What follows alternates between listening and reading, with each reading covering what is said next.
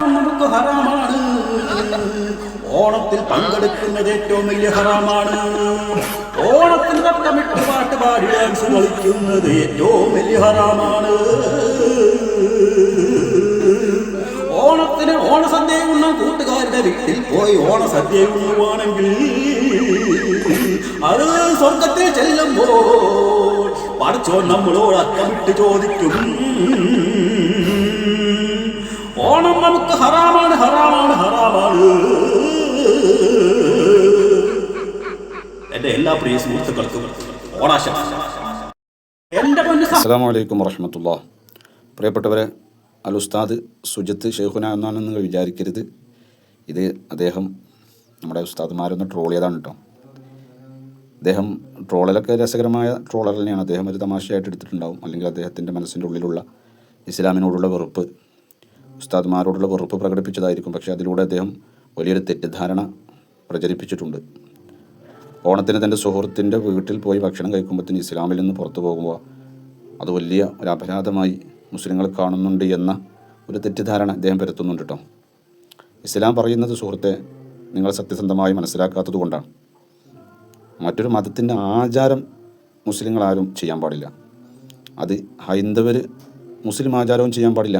പള്ളിയിൽ നിന്ന് ബാങ്ക് കേൾക്കുമ്പോൾ കൃഷ്ണേട്ടൻ പറയുന്ന, ഞാൻ പള്ളിയിൽ പോയിട്ട് നിസ്കരിച്ചിട്ട് വരാം എന്ന്. പള്ളിയിൽ തൻ്റെ സുഹൃത്താകുന്ന മുസ്ലിം പോകുമ്പോൾ കൂടെ പോയി നിസ്കരിക്കാൻ ഒരു കൃഷ്ണേട്ടനോ രാമേട്ടനോ നമ്മുടെ നാട്ടിൽ തയ്യാറാവാറില്ല. അതുപോലെ ക്രൈസ്തവരായിട്ടുള്ള സുഹൃത്തുക്കളും നമ്മുടെ നാട്ടിലുണ്ടല്ലോ, അവരും പള്ളിയിൽ വന്ന് നിസ്കരിക്കാറൊന്നുമില്ല. ഇസ്ലാം പറയുന്നത് ഓണത്തിന് തൻ്റെ സുഹൃത്തിൻ്റെ ഭക്ഷണം കഴിച്ച് കാഫിറാവുന്നതല്ല. ചില ആചാരങ്ങൾ, അത് ഒരു മതത്തിൻ്റെ ആചാരം, അത് നമ്മൾ ഏറ്റെടുത്ത് ചെയ്യേണ്ടതില്ല എന്ന് മുസ്ലിം പ്രബോധകർ ഉണർത്താറുണ്ട്. അതിന് നിങ്ങൾ ഇത്ര വികൃതമായി ട്രോൾ ചെയ്യേണ്ട ഒരു തെറ്റാണ് എന്ന് ഞാൻ മനസ്സിലാക്കുന്നില്ല. ഒരിക്കലും നിങ്ങളതിനെക്കുറിച്ച് യഥാർത്ഥത്തിൽ മനസ്സിലാക്കുകയോ പഠിക്കുകയോ ചെയ്തിട്ടില്ല.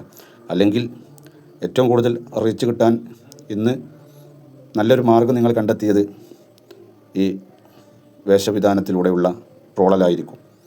അത് നിങ്ങൾ തിരഞ്ഞെടുത്തതായിരിക്കാം. ഏതായാലും തെറ്റിദ്ധാരണയാണെങ്കിൽ നിങ്ങൾ തിരുത്തുക.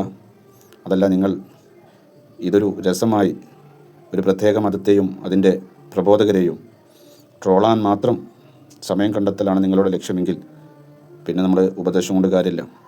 അപ്പോൾ തെറ്റിദ്ധരിക്കുന്നവർ തിരുത്തുക. തെറ്റിദ്ധരിക്കാതെ ഉറക്കം നടിക്കുന്നവരാണെങ്കിൽ നമുക്ക് തിരുത്താൻ കഴിയുകയുമില്ല. ഇസ്ലാം പറയുന്നത് മറ്റൊരു മതത്തിൻ്റെ ആചാരം ഏറ്റെടുത്ത് ചെയ്യരുത് എന്ന് തന്നെയാണ്.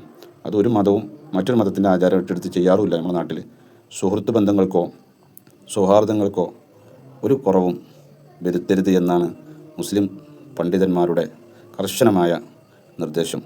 സത്യം മനസ്സിലാകാൻ നാഥൻ നമുക്ക് തൗഫീക്ക് നൽകട്ടെ എന്ന് മാത്രമാണ് ഈ വേളയിൽ നിങ്ങളോട് പറയാനുള്ളത്.